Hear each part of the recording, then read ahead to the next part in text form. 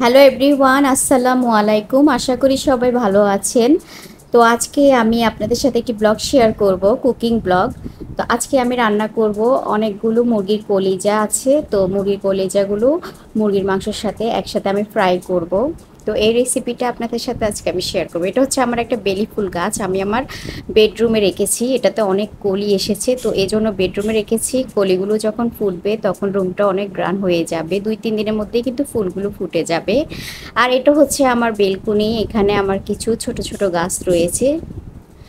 তো যাই হোক, আজকে আমি এই রান্নাটাই আপনাদের সাথে শেয়ার করব। এখানে অনেকগুলো মুরগির কলিজা রয়েছে, আর এখানে একটার থেকেও বেশি মুরগি রয়েছে। তো যাই হোক, আমি এখানে 1/2 কাপ রান্নার তেল দিয়েছি, পরিমাণ মতো লবণ দিয়েছি, আর এখানে পেঁয়াজ দিয়েছি 1 বাটি, আর 1 টেবিল চামচ হলুদ দিয়েছি। 1 টেবিল চামচ থেকে বেশি আমি হলুদের গুঁড়া দিয়ে ভালো করে এগুলো নেড়ে চেড়ে নিয়েছি তেলের সাথে। এরপরে আমি মুরগির মাংসগুলো দিয়ে দিচ্ছি। তো এখানে আমি জাস্ট তেল, লবণ, হলুদ আর ইয়েগুলো দিয়েছি, পেঁয়াজগুলো দিয়েছি, আর মুরগির মাংস আর কলিজাগুলো দিয়ে দিচ্ছি। এখানে অনেকগুলো মুরগির কলিজা রয়েছে, প্রায় 10 পিসের মতো মুরগির কলিজা রয়েছে। তো এটা এখন আমি সবগুলো ভালো করে ভাজি করে নিচ্ছি। এই সাইডে আমি পোলাও রান্না করতেছি। তো এই তো এগুলোকে আমি কিছুক্ষণ রান্না করলাম এইভাবে, প্রায় 15-20 মিনিটের মতো এরকম ভাজি করলাম। এতে করে পেঁয়াজটাও নরম হয়ে আসছে, আর মাংসটাও ভাজা ভাজা হয়ে গেছে।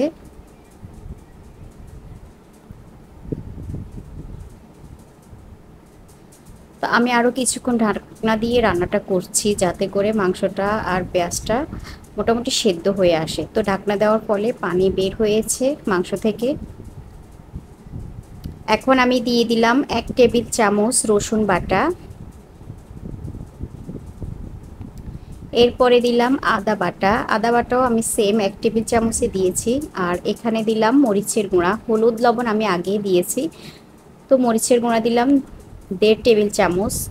এরপরে দিলাম জিরার গুঁড়া, জিরার গুঁড়াও আমি 1.5 টেবিল চামচ দিয়েছি।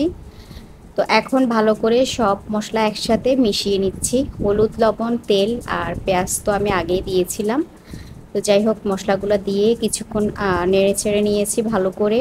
তো ঢাকনা দিয়ে আরও কিছুক্ষণ রান্না করতে হবে। তো আমি এখানে 1 কাপ পানি দিয়েছিলাম, 1 কাপ পানি দিয়ে মাংসটাকে সেদ্ধ করে নিয়েছি।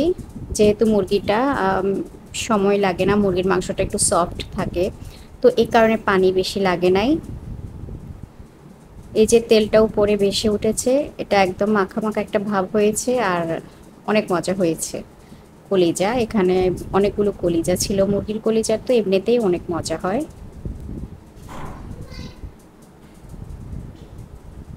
তো রান্নাটা দেখেই বোঝা যাচ্ছে রান্নাটা যে অনেক ইয়ামি হয়েছে। পানিটা একদম শুকিয়ে ফেলেছি, এ কারণে রান্নাটা অনেক মজা হয়েছে। তো এই তো এটা ছিল আমার দুপুরের খাবার। তো ভালো থাকবেন সবাই, ভালো লাগলে একটা লাইক দিবেন। আল্লাহ হাফেজ।